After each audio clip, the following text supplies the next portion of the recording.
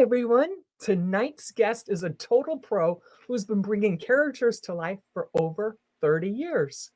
Craig Lindberg is an Emmy-nominated makeup artist and a master of both beauty and special effects. And I just met him on Saturday in Worcester, Massachusetts, at the Dead of Winter Film Festival. It was amazing. And you've seen Craig's work everywhere, and you probably don't even know it.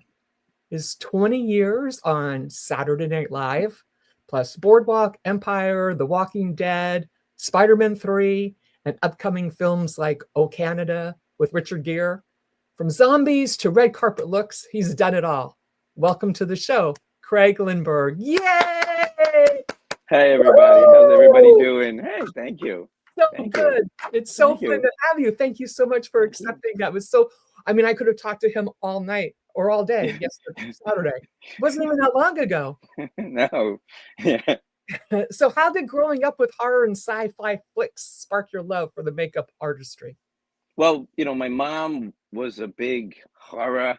It's, my mom liked horror and comedy. So, and my parents were big moviegoers. So I was always going to the movies, seeing all types of films. And I grew up where you had often double bills. We saw foreign films. We saw tons and tons. I think like maybe 3 or 4 movies like a week we would take. And my mom loved to go to the theater. So I guess I kind of got bit by the bug then. I wanted to be an actor first. Mhm. But, in New York, someone used to make the joke, you couldn't swing a dead cat in New York City without hitting someone who wants to be an actor. So I did a lot of that in college and in high school. But once I got into it, I kind of saw myself going in a different direction.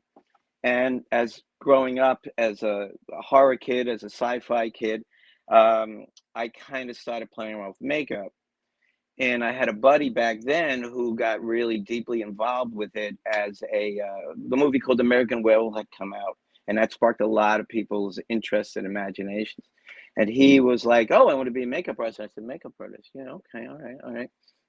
And then I started taking some classes in some of the local schools here, and I just started doing that, and then it just kept snowballing. Truth be told, I did a lot of student films. I did a lot of student films for nothing because it gave me experience. Mhm. And it just kept going and going and going and going. And then finally, I got to a point in my career where I'm like, okay, I have to make the next step. I can't keep doing independent films for $50 a day. I have, responsibilities. I have things like this. So, and I decided to get into the union. And and then I did my test. I was one of the last group of people that took the union exam, which was a 12-hour exam. Woo! And you had a male and a female model. The female model came in first, and you had to do a beauty makeup on them. Then you had to do a period look on them. You had to do a healed broken nose. And back then we didn't have silicones. We did it out of mortician's wax, or naturoplasta was the wax. Then you had to apply a cut, which was a prosthetic. Either you purchased it or you made it yourself. And I believe you had to do old age on them. I can't remember if it was a female model, but Wow. so once they were done, they left. The male model came in, and on the male model, you had to do, I believe, maybe bite was the old age, where you had to do stretch and stipple, where you just pull the skin and you apply aging product. And then you had to do a theatrical version of it, which was highlights and shadows. Then you had to do a 5 o'clock shadow with what's known as a stipple sponge to give them like a 5 o'clock shadow. You had to do a lace mustache, and then you had to lay hair that. And then you also had to, oh, I forgot, you also had to do a bruise too. And then you also have to do a ball cap, and that was your exam. Woo! And back then you could either be, if you didn't pass the exam, or depending on how bad you were. If you were good, great, you got a journeyman. If you were, like if you messed one little thing up, you dropped down to what was known as entry level. And there was a big fiasco that happened with the mustache, and not my fault, but my fault. And so I got entry level, but now I've been a journeyman since 2005. So I got the journeyman, exam. Hmm. I'm gonna say Uh, Jake. Jake says he has a VHS room with 1,000 horror movies in it. well, that's awesome. That's awesome. I mean, well, when we get into it, I'll show you my DVD collection. And Patricia says, "Good evening from Canada. That your Oh, artistry is amazing." oh, well, thank you. Hi, Thank you. Patricia. Thank you. Thank you. Hey, And thank Camille you. Harris says hello. Yeah, I know Camille. Hey, Camille, how are you? Thank you so much for joining us. Thank you. So you started with an acting curiosity. How did that turn Yeah. into sculpting monsters and painting faces? Well, I was an artistic child. I You still are. I thank you. I used to do, like, even though I would watch TV, I was always building something. I was always making something. I was always like, my mom used to have the old plastic hair curlers with the Uh-huh. bobby pins, and I used to make them out of spaceships. I used to make spaceships out of them. I used to make marionette puppets out of them, with everything, with whatever I had on hand. I created something. I was always Oh, I love painting, that. creating, doing something. Because even when if I'm on the phone talking to somebody, I'm always doodling. I'm always doing something.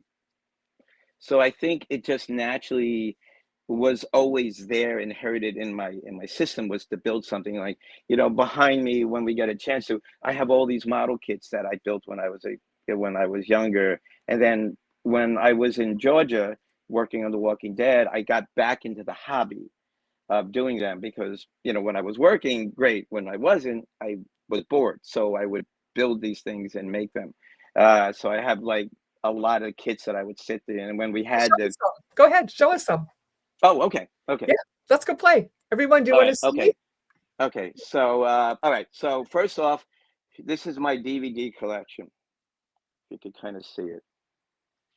Sorry, there's my makeup kit in front of it, but there's my Oh, wow. DVD, and Rick, what so do you that's think? that's my Pretty good. DVD. That's some of it there. Now remember, this is when he moved into his down here just to work. He has a big office someplace, but this is his Yeah, COVID get it done, and he yeah. prepares in advance, like the ball head cap, so that he saves the actors That's time on the the set. head. There's That's some some. more things. There's some other things. Let me walk around. Sorry.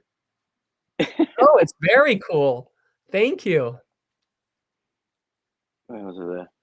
And that actually, what's in the showcase there is the actual Dick Smith pieces. I had gone to Japan. Those are my model kits there. I will show you the other room. For those who are old enough to know, those are my figures. So those, and these are my little wacky things that I did for a newspaper called the Weekly World News. Oh, yes, they're crazy. Yeah, hold on. My hand's in the way. So that's them. And actually, I'll show you something really funny. This Yeah. one right here in particular, that one. You see the one with the actor's monster makeup won't come off. If you take a look at the doctor who's examining him, that's me.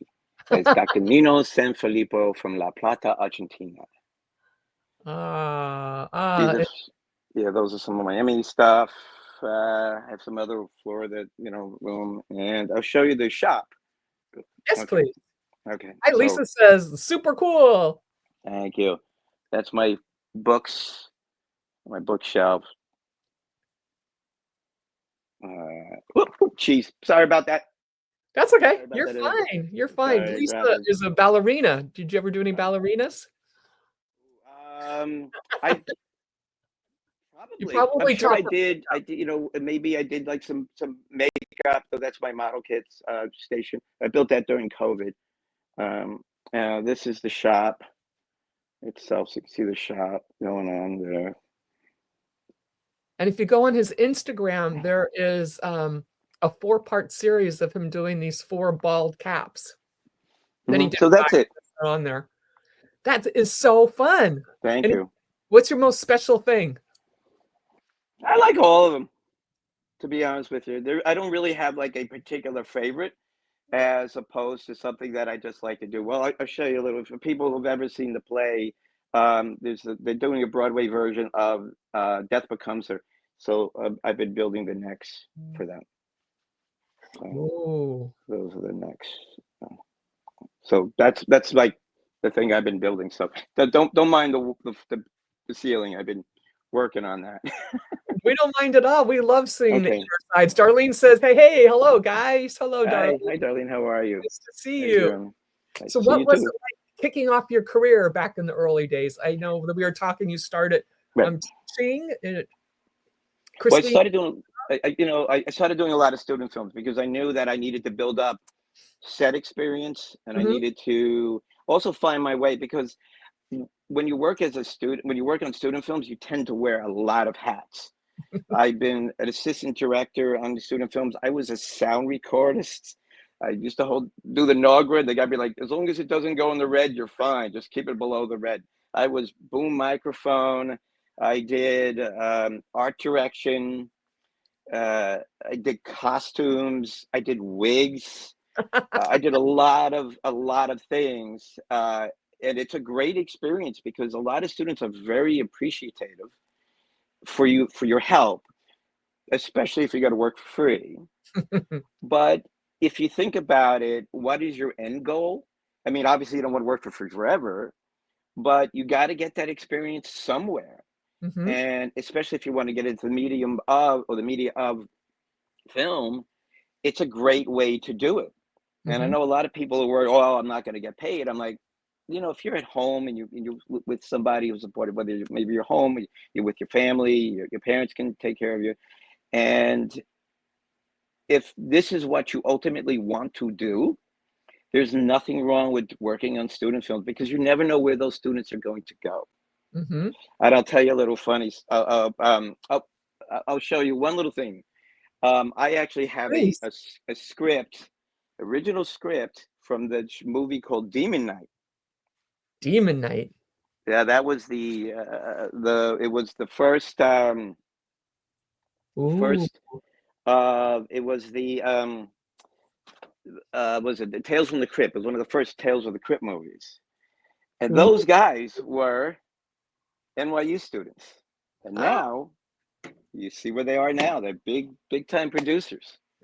So you never know where you're going to go as long as you stay the course. You stay on that. If you believe in it, if this is what you really want to do, it's not going to be an easy course. It's not meant to be an easy course, because if it was easy, everybody would be doing it. Mhm. But if you have it in your heart to do this, you will deal with the 4 a.m. arrival times on set. Uh, when I did the TV show called Army of the Dead, our call times were 12 a.m. And so our lunch was crew's breakfast. And we would work from 12 a.m. to 7 p.m. a lot. But if that's what you really want to do, you do it. You Yeah. do it, you know, and you get on shows like this. Here we go.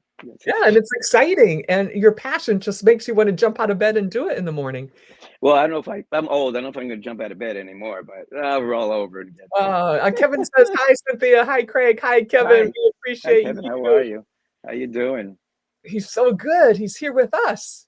Oh, Mm-hmm. and Camille is so jealous positively of your workspace. She hopes to have a space like that herself one day. Of Wow. course you will. If Of you course dream you will. it, Of right? course you will. Of course.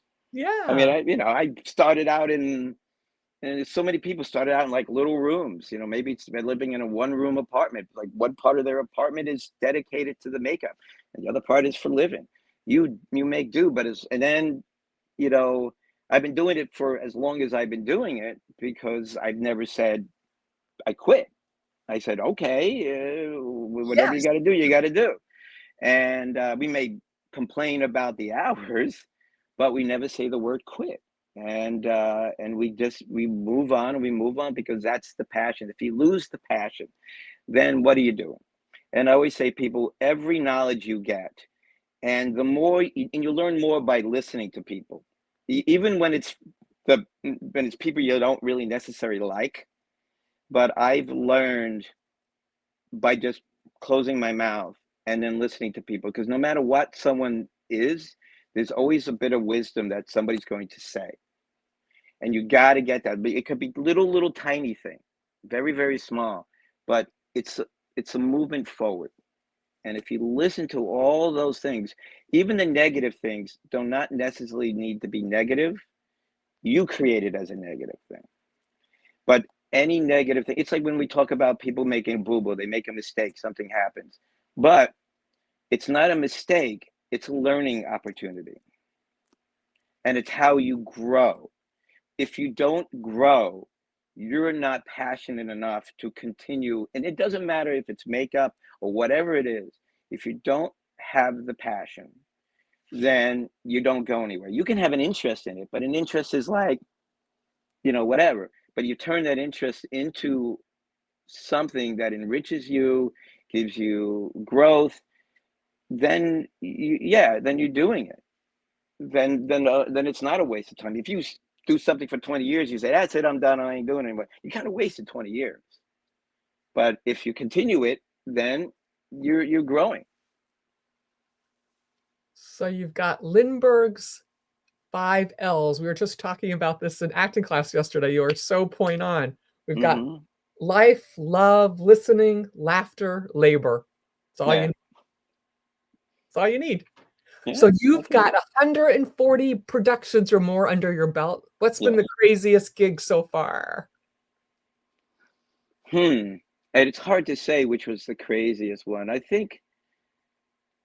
I mean, they all come with something. Some are more easier than others.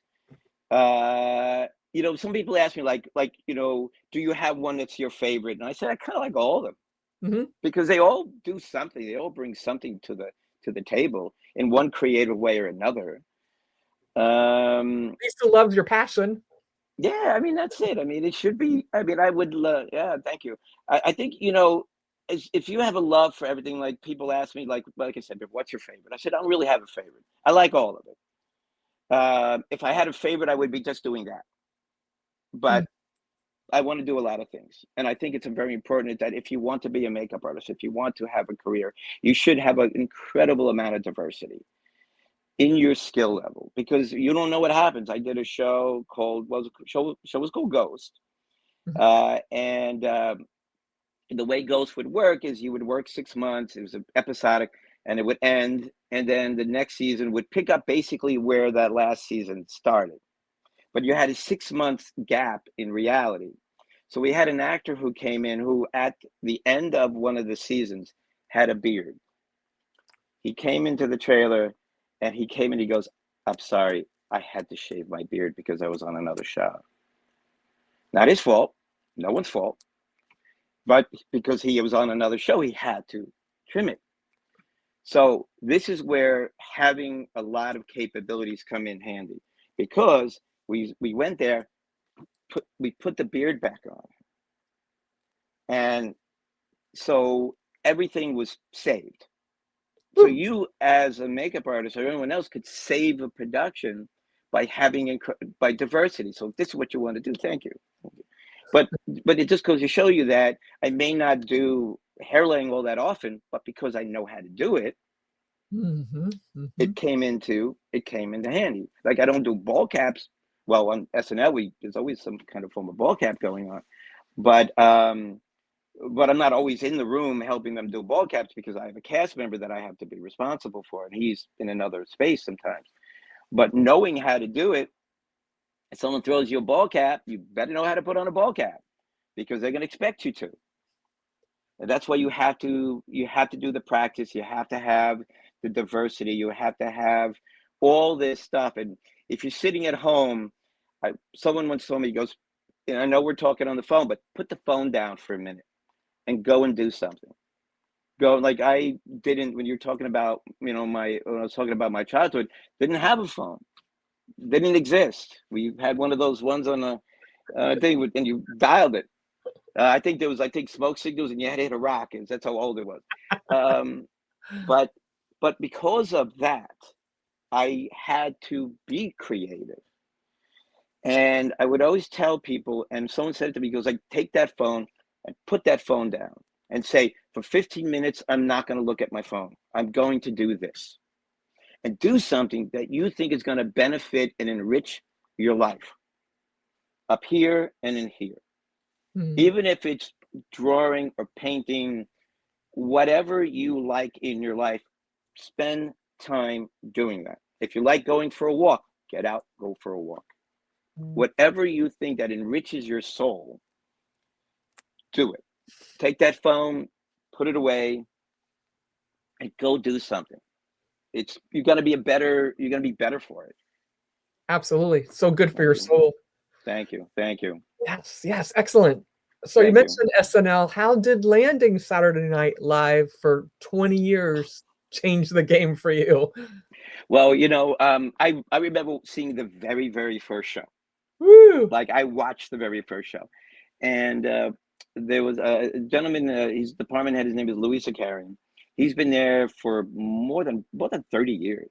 He's been there.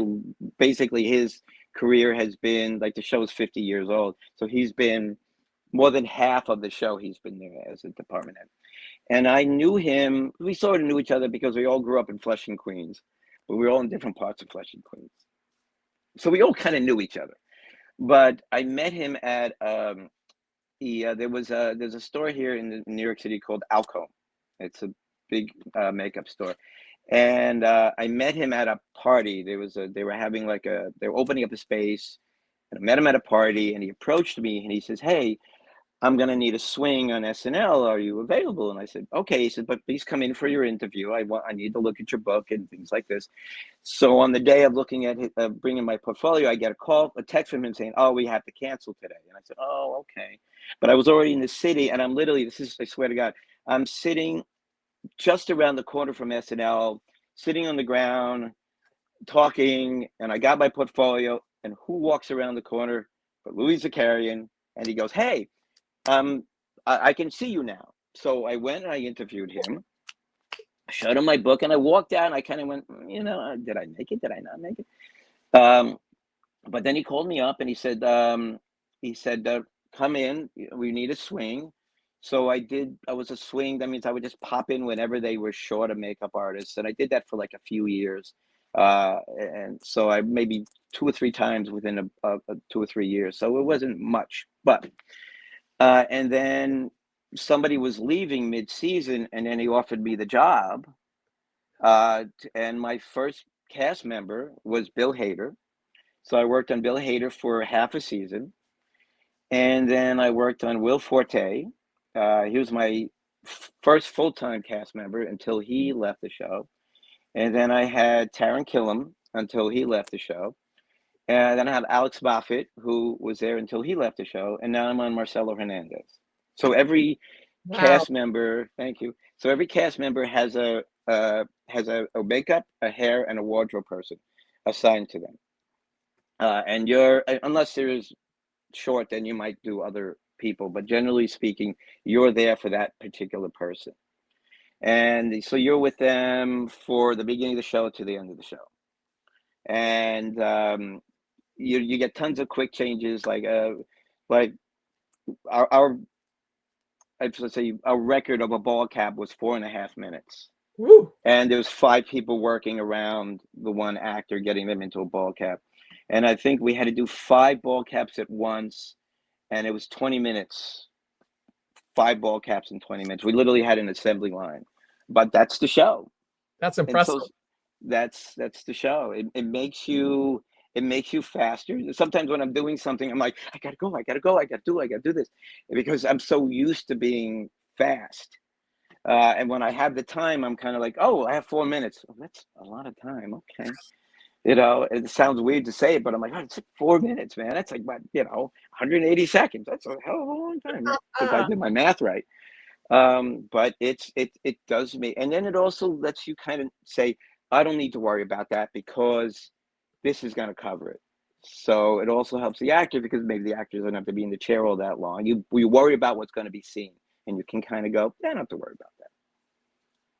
That is fantastic.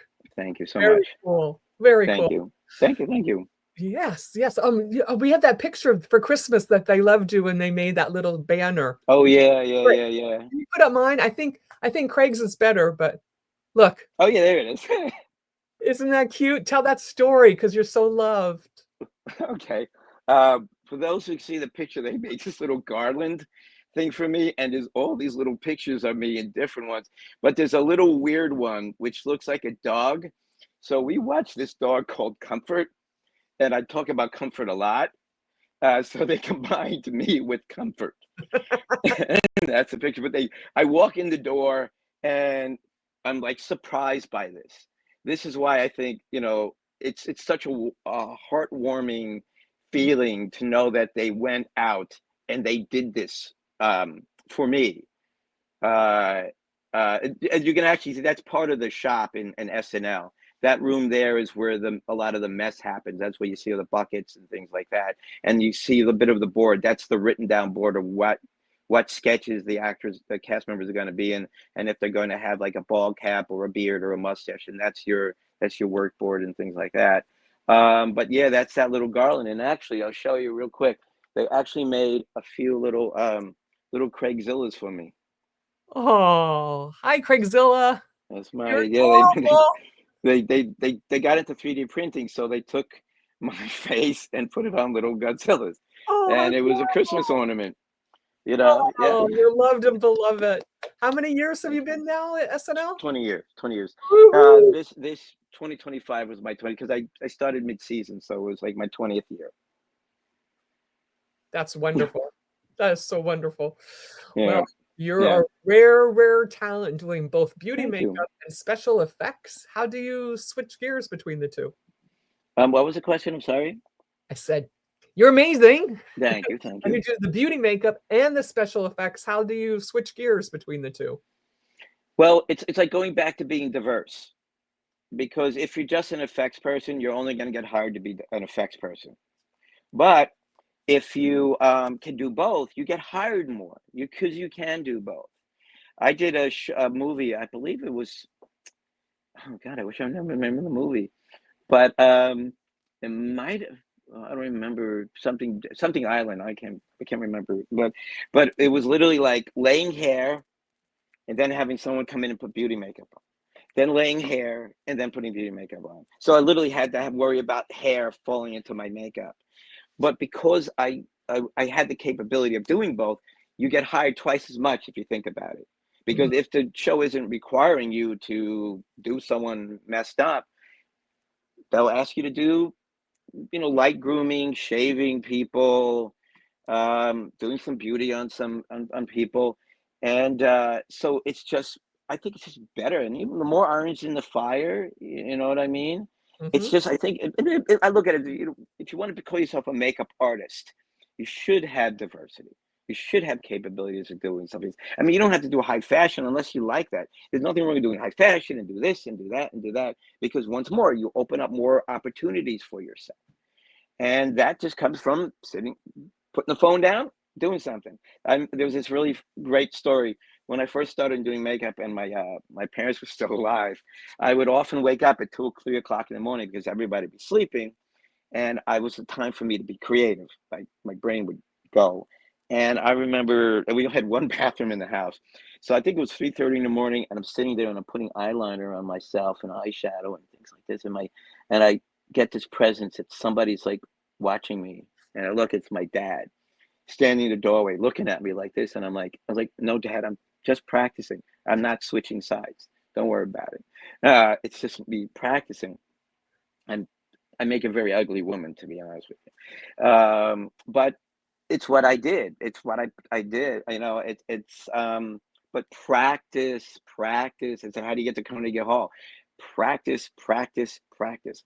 Don't be so hard on yourself if something doesn't go right. Because, when I teach, I always tell people, I've been doing it for how many years? I make, you're going to make the same boo-boos that I made. You might make the same mistakes that I made, or you might make a whole other types of mistakes. As long as you don't kill the person in the chair, you're fine. But even then, you got to find out why you killed the person. Like, what did I do? Maybe I should change my makeup because maybe it's old.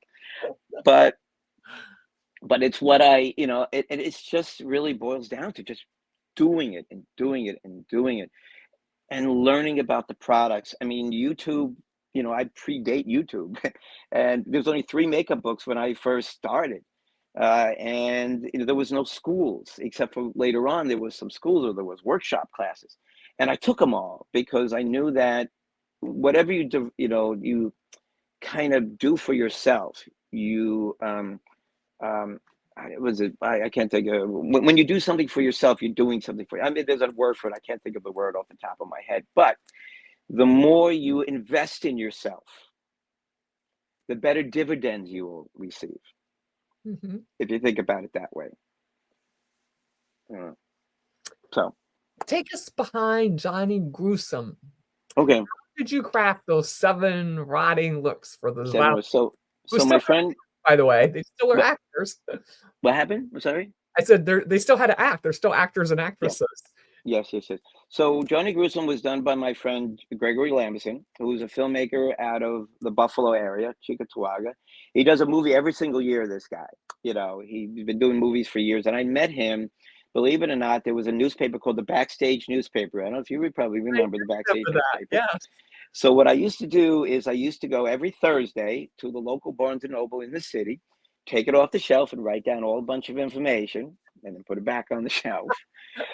And I contacted him, and he was looking for a makeup artist for a movie called Naked Fear. It was actually called New York Vampire when he first did it. It was called Naked Fear. And through that, I got to know Gregory Lamberson. And we're talking years and years and years. It was talking like 87, 88 or something like that.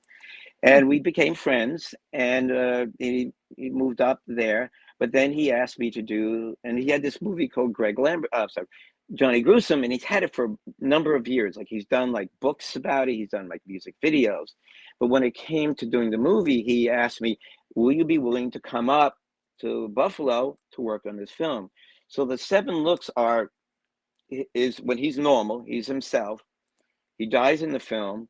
So the second look is when he's in the funeral parlor. So I made him look like, as they usually make him with overly processed makeup, but he rots through the film, and it's progressively a rotting look.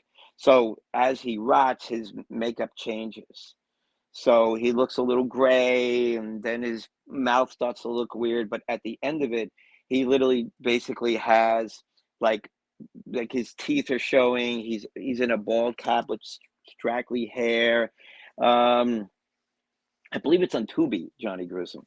So that was the 7 looks, because he had to have at least 5 progressively rotting looks throughout the film, and the other 2 looks with just his regular makeup, or his regular look and his funeral look, and then the rest of it. So it had to be progressively to show that he's dead and he's not alive, and he's being exposed to the weather and the environment. So he's dead. So I did it. Wow. One actor, 7 looks. Wow. Yep. And how long was that process? Well, I believe we shot for like a month and a half, and I believe Gregory shot it more in progressive fashion. So his look, like, we didn't shoot like scene 1 at the end. I believe we always where I think he did it where it would be follow the script a little bit more as he would shoot it. There was some ones that he did because of locations, but like, I think the last look, which he had to have full arms, all rotted full arms, and I did that with a product called Baldies. It's actually kind of a acrylic-based plastic thing. They make ball caps out of it, but you could actually do it on a form, and then you could actually spray alcohol on it. It kind of attaches to the skin with alcohol, because that was actually Super Baldies. Sorry, acetone is Baldies. Super Baldies is alcohol. So sorry about that. So anyway, and that would actually adhere to his skin, and then I would just pull pieces out to make it look like the skin was being rotted off and like that. But the whole process, the last one, was about 4 hours, because it's his face, the ball cap, the hair, the arms. And those pictures are on the Instagram page.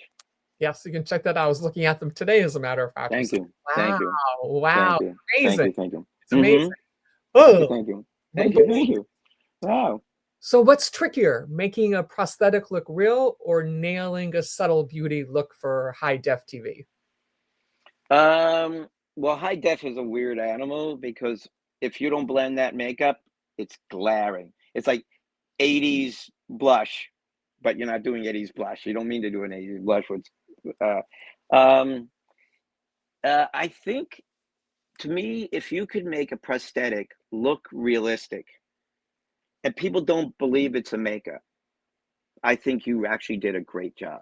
Mm. Someone asked me, like, what's my favorite makeup of all time? And my favorite makeup of all time is a Father Merrin character from The Exorcist, the original Exorcist, because I had no idea that Max von Sydow was in prosthetics. I believed he was an old man. Wow. And you saw that Everyone knew. show as a very young child, actually. Oh yeah, I saw it in the theaters. And Like I how said, my old mother took me to. When it came out in '72, I was like 8, 9, or 10 years old. You know, Yikes.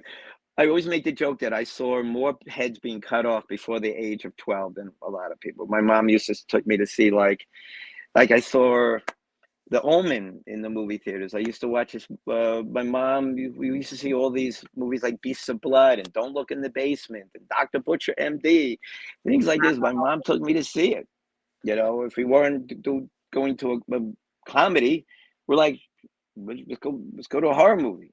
You know, and funny because those movies were rated G. If there was no nudity, it was you could cut someone's head off, but don't show boobies Huh. because that would get you an R or an X Mm. before parental guidance. But you can chop someone's head off, G-rated. It's okay. But that's why I saw a lot of the movies. And I remember as a kid, there was a movie called Beast of Blood, and it was a character called the Chloroform Man. It's a and I used to take tinfoil because he was like sort of like a skull like thing, and I used to put tinfoil and draw like little bones on my hand, and that's what I did. And I remember when I was a kid, I was a big monster fan. There used to be it was called the 4:30 movie, and it was I mean, I'm sure it's an ABC affiliate thing. So they used to have like Apes Week, so you saw the whole five Planet of the Apes movie. They used to have Sci-Fi Week. They used to have Hunt and Poe Week. They used to have Monster Week, and Monster Week was either Godzilla or Gamera. And I remember as a kid cutting out of like cardboard the Gamera shell and wearing it as a costume Oh, and that's great. walking around my house with it. And I used to put thread all over the house and make believe there were high tension electrical wires. And so I think my mother went through so many spools of thread because I would do that. I used to take my father's belts or ties and put them in the make believe they were a tail and do that as a kid. Um, I love it. but yeah, I've never told anybody these stories, but now you guys are hearing this stuff. Yeah, this is But great. but it was fun, and I think whatever influences you get, whether you follow certain artists, that's fine. That's fine. It whatever. The one thing I always tell people when they learn with me, it's like however you get to grandma's house, you get to grandma's house. If you have your particular way of doing makeup and it looks great, it looks great. Like I worked on Penguin, and I did the uh, Kristen Maloney, her scars. I was asked to do her scars. I came in like episode 3 because, and so I did her scars. But the one thing that was always there, I was looking at, his penguin makeup. Unbelievable. Even close up, I'm like, and I don't look weird, but talk about something that looks realistic. It's an amazing makeup. It's phenomenal. But yeah, I mean, which is harder? I think taking something that looks fake and making it look real is really, really difficult because you can do makeup. Some faces take makeup extremely well. Some don't. So I think each one has its own challenges. Especially with high def and things like this, where all the hard lines are like hard. And if they require blending, so if you're doing like a makeup that's fake and making it look realistic, then you've done it. Like, even when I talk about bruises and things like this, as long as you make it look like no one knows it's a makeup. Like years ago, I did a makeup for Law and Order SVU, and one of the characters had what was known as Wilson syndrome. and she and they, you know, they have, sometimes they would have weird teeth, sometimes their ears will be a little pointy. And I did pointy ears, I did teeth, but I also did eye bags on this actor. And everyone kept saying, "Oh, look, the teeth," and no one no one mentioned the eye bags. Even when they were talking to her, they never mentioned. So the eye bags were makeup, but no one knew they were makeup. So I said, "That's a good job," because everyone thought it was her. And so I think that if you do a makeup that's meant to be part of the character, and no one says, "Oh, that's a makeup," you've done a great, phenomenal job. Nice. You know. What's your go-to product or tool that's always in your kit, no matter the job? Well, it depends on what I'm doing. Obviously, if I'm doing straight makeup, I carry a lot of neutral types of eyeshadows. Mhm, They're always going to be more natural colors. mhm, So they're going to be more browny colors, because browns is a very natural. Like when you mix all the colors of the rainbow, or all the spectrum, the color wheel, you're going to get browns. So brown is a very natural occurring color. So for me, I always carry like it's a Viseart palette. It's basically, as I give them a plug, it's got a lot of neutral shades of browns in them. Like any kind of eyeshadow that gives you that range. You know, I mean, unless you. So I always think that that's something you should have in your kit. It's something that will be nice. And a lot of times I don't use a lot of blacks. I use black browns. mhm. Because if someone has like, you know, because it kind of tends more go into the natural area. Like if it's black and it's really strong. It's like people that have like black hair. It can be a little like, wow, it's kind of very striking. Unless that's what their look is and that's the character that you're doing. So I tend to, you know, like lipsticks, you know, a neutral lipstick I think is good, because some people don't want to stand out. Maybe they don't want an actor to stand out. They want them to look very, very natural. So I think if you're going to have like beauty kits, you should have something that will give you those natural colors in them, as well as if you're going to do a party scene, then you can bring the you know, the flamboyant colors, the silvers and the brights and the shimmers and things like that. Um, uh, that's good for effects. I always carry like a bruising palette, stage bloods. I have, you know, like silicone putties, like third degree is a silicone type of putty. Um, Anything that's gonna get something, because I did a movie years ago called College Road Trip, and I was doing both. I was actually doing beauty makeup and effects makeups. And then they decided to do, or they were like, oh, it was like a scene in the movie where this kid's pig runs through this person's wedding. I had no effects makeups on me. I had no products. I just had beauty makeups on me. But this is where the learning of color theory comes into play.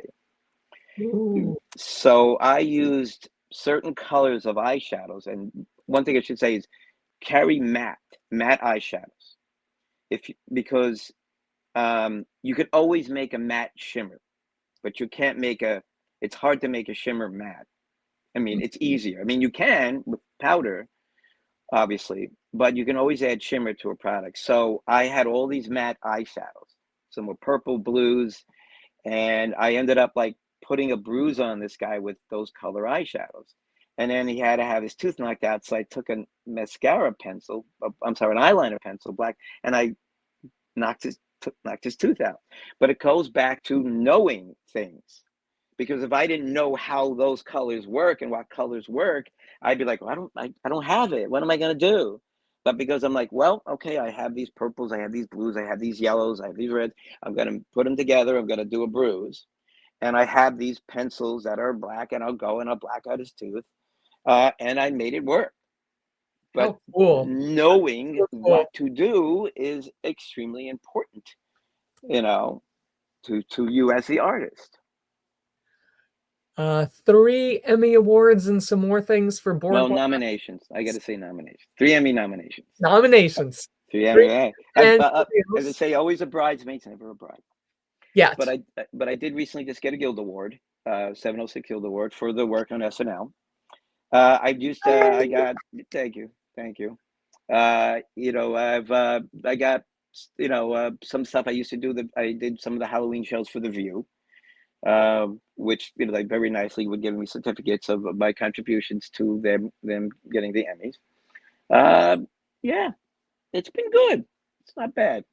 It's not bad. I would have done it for as long as I have been doing it if I didn't enjoy what I'm doing and enjoy the company of people. As you can see, the people at SNL, just makes it more than just a workplace. It's like a place you want to go to, It's like your and you're happy to family. go to it. They're family.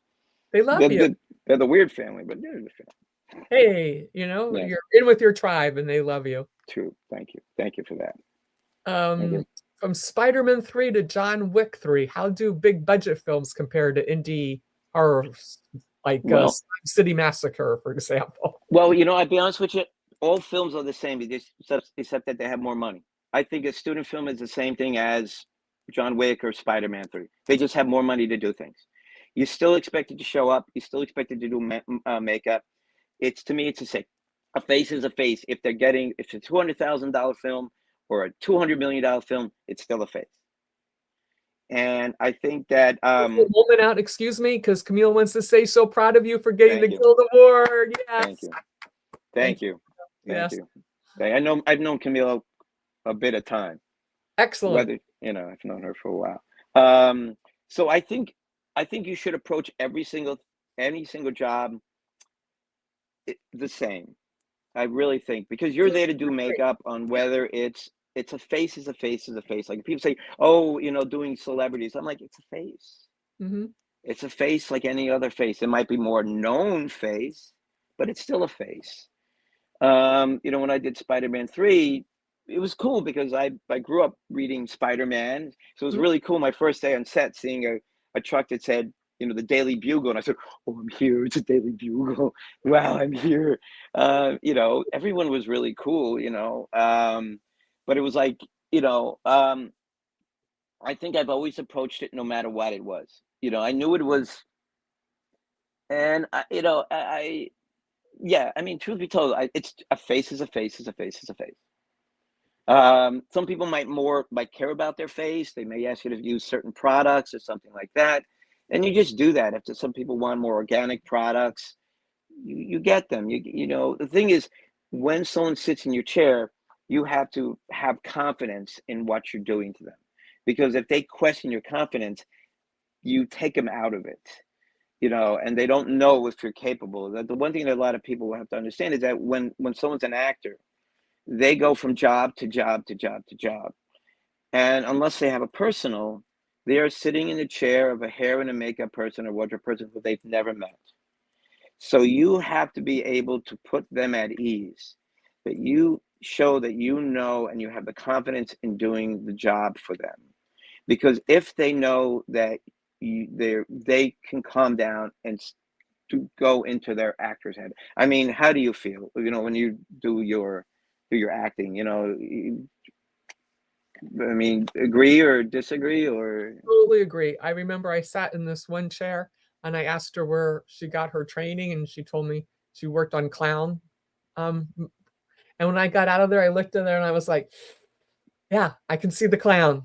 This Yeah, is yeah, yeah. I wasn't feeling that warm and EVGV. I was kind of like, and I didn't touch it. I just left it as she did it, and I went out and they just made a small adjustment and toned down the lipstick and the eyes. And I mean, I always say, it was fine, but I made sure I didn't have her again. Yeah, wonderful. But there's her issue with not learning diversity. Mm-hmm. So that's not you. It's not your fault, because you're just sitting in a chair, and it's like, with people who are just used to doing some type of makeup, and they figured that's the look for everybody. You're going to get situations like you were in, and you said you didn't work with that person again. I wish, hopefully somebody went up to them and said, listen, you need to do this, you need to do that, and take it as a learning moment to say, you need to do this stuff. And if people are understanding that when people tell them this doesn't work, that it's like I said before, even the worst person can teach you something.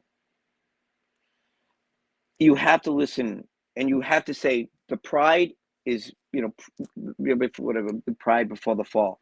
But you have to be able to listen to what people say, and don't take it as if they're being malicious. When someone sits in my chair who's never seen me before and they tell me certain things, I completely listen to them because this is their face and this is the look that they like. It's This is not what what I like. Yeah. It's what they like. It's what they see. Now, I might do something slightly different, but I'm still taking the going to grandma's look.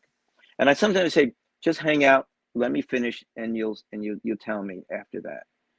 And they go, okay. Or they say, well, can you do this? Can you do this? And I don't take it. I'm like, okay, because you're learning something from that person that you could take to go on to your next job.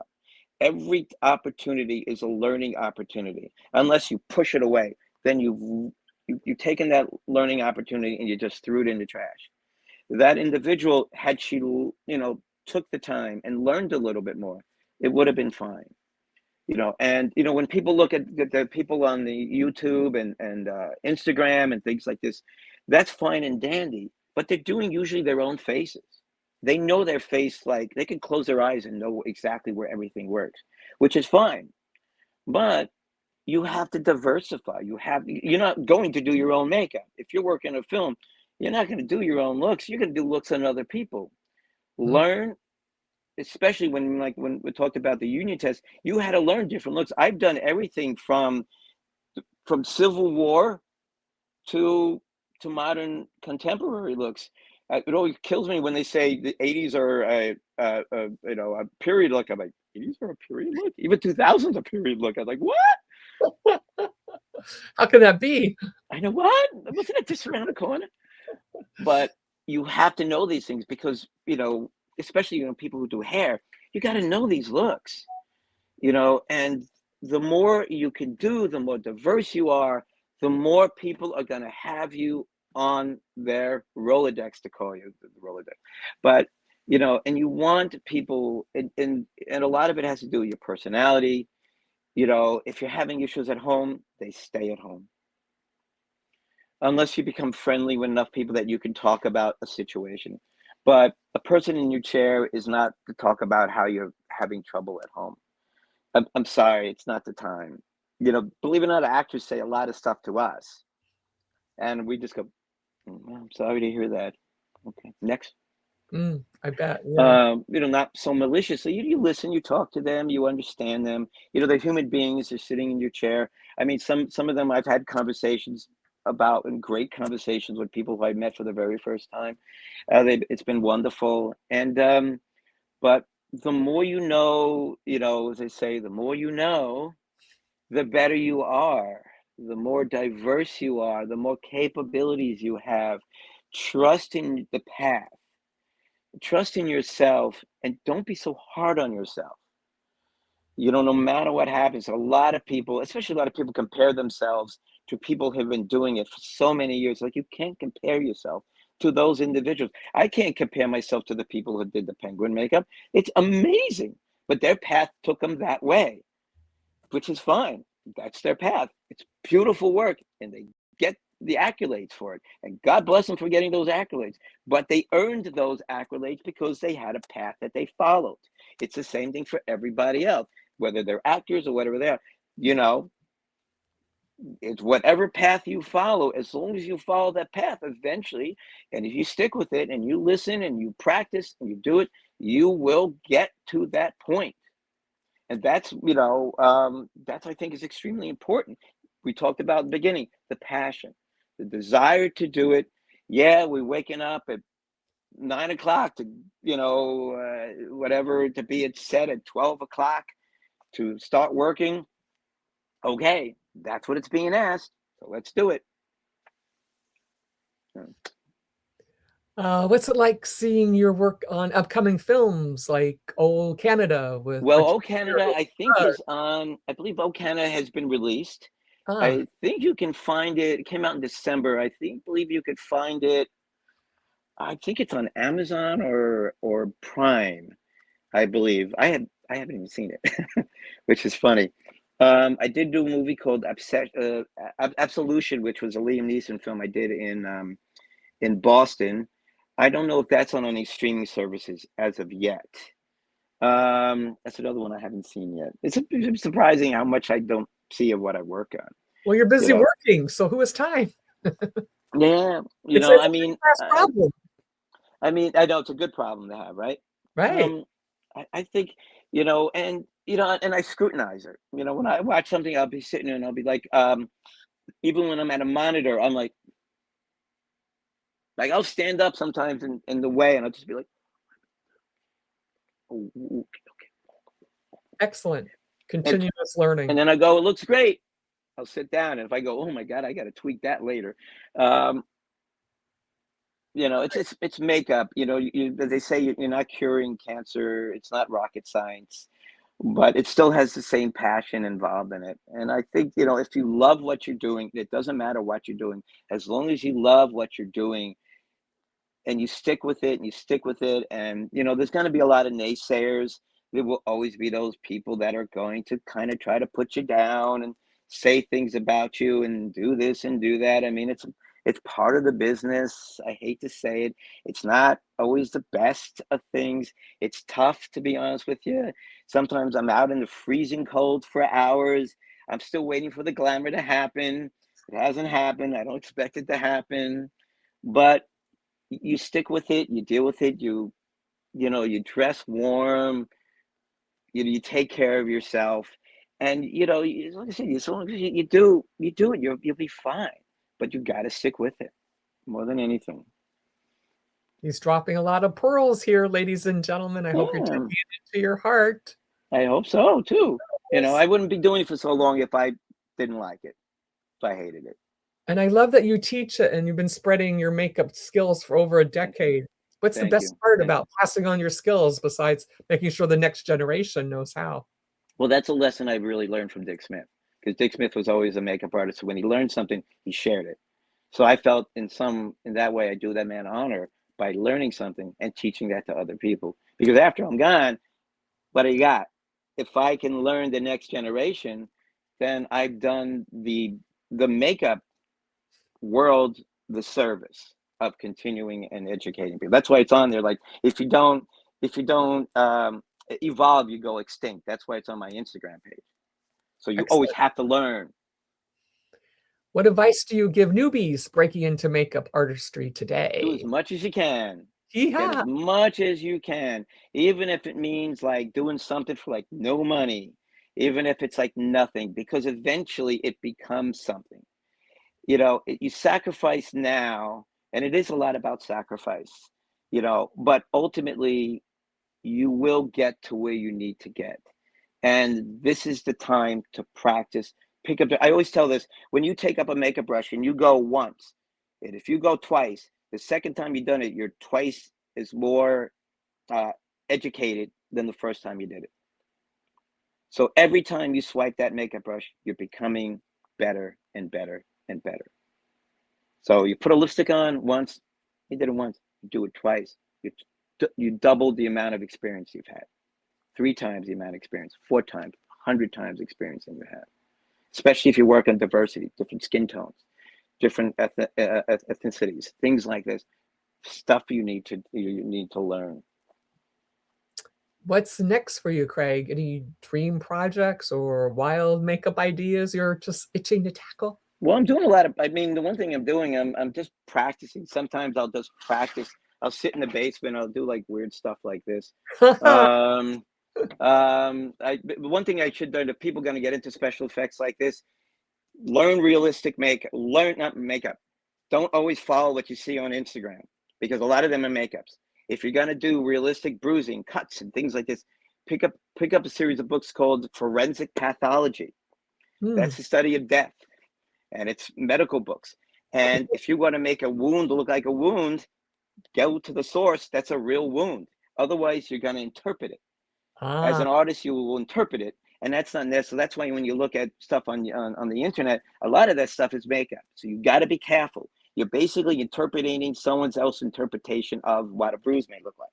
So if you're going to do this, so when I do these types of prosthetics, I have a forensic pathology book. So I study all the anatomy inside. I may Hollywood it up a little bit, but besides that, all this is actually from a real person's throat cut. So I study that stuff. It's kind of gruesome to look at, but if you're gonna make something look real, like really quick story, I did a movie called Trainwreck, and I had to replicate a knee operation where they're replacing someone's knee. I studied videos upon videos of how they replace a knee. So, and we actually had a doctor who was also consultant. So the director would be like, "Is this right? Is this correct? Is this right?" And the actor, if the doctor said yes, it's good, then I did a good job. And when I was in Georgia on The Walking Dead, I took myself to the movies and I was watching Trainwreck, and that scene was coming up, and I'm sitting there like this. And when I heard the audience go, "Oh, ah," I went, "Yeah, it worked." Sweet. Because people didn't think it was a makeup. Yeah. That's what I said before. They didn't know it was. If they going into the room going, "Oh, that's going to be a makeup," it wouldn't have the same reaction. So when people, and the thing is, if you don't pull people out of the movie or out of the TV show because whatever doesn't work, and you bring them, if you don't put any ripples in the water in a negative way, when I say, if you put ripples in the water in a positive way, because it helps the story. Obviously, if the makeup helps the story, the Exorcist, Reagan, Linda Blair all messed up. It's horrifying to see a 13-year-old girl all messed up like that, and it helps the demon possession. But when Max von Sydow's 44 years old, looking like a 70-year-old man, and you don't think he's a 70-year-old man, that's two different amazing makeups, because you had the horror version of it and you had the realistic type of makeup. That's why Exorcist is a really important. If people want to do makeup, watch that movie, watch the original one, because you have the makeup that disappears and the makeup that's up front and center. Two different versions of the makeup that blend into one another to create two different versions of it.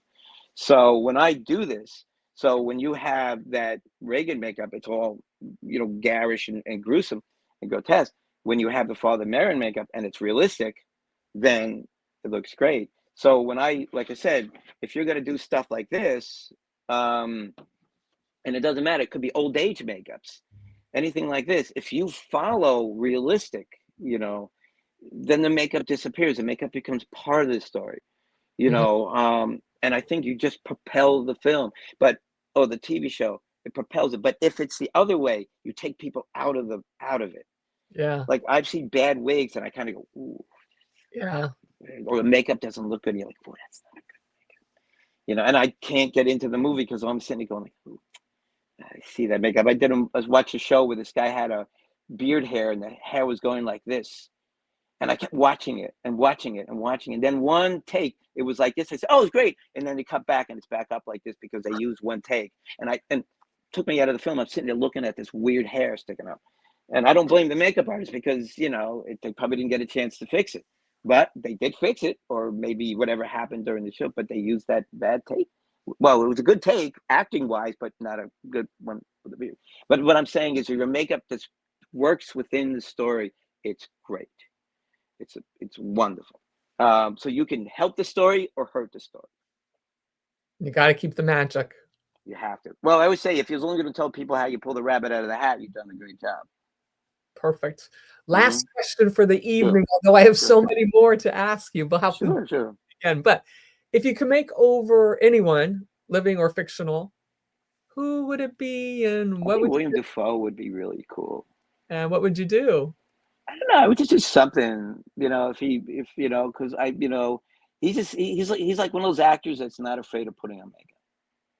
And I think he'd be a really great blessing to have in the chair, because I think he'd be one of those guys that'd be like, "Hey, do what you got to do. Do what you got to do. Yeah, do what you got to do." And I think he's also one of the guys that I think in a lot of ways would use the makeup as part of his character. Like he wouldn't look at it as like it was an adverse thing. Like, "Oh, I got to put on makeup, blah, blah, blah." He'd be like, "No, put the makeup on my face because I'm playing this role and I got to look like this guy." So I think he would be a great candidate for that. Well, you've heard the magic of Craig. Thank you. You can look him up on Instagram, and he is amazing. and look for him and his work. Or no, you won't see his work because it's so good. Maybe Craig, you might see me on a credit somewhere. I don't know. Maybe. no, MKUP, and we look forward to being there when you get your Emmy. So well deserved. Oh, thank you. For Thank being you, with us Cynthia. today. Thank you so much for having me on. Thank you for everyone for listening to me babbling for about an hour. Hopefully it was a wonderful time, and I helped. If I help one person out there in a career, then I've done my job. And you gave good pearls that work in whatever business you're in, actually. Thank you. Think Thank you about so it. much. Thank you. So if you hang out in the green room, we'll say goodbye, everybody. Thank you so much for joining us. See you next Wednesday evening at 7 p.m. Eastern Standard Time. Please share this out, and please join and sign up for my website so you can get emails so you don't miss the episode. You can also go to YouTube and watch the rerun just in case you want to hear those pearls that Craig dropped out. Have a great evening, day, week, month, wherever you are. See you soon. Thank you. Be kind.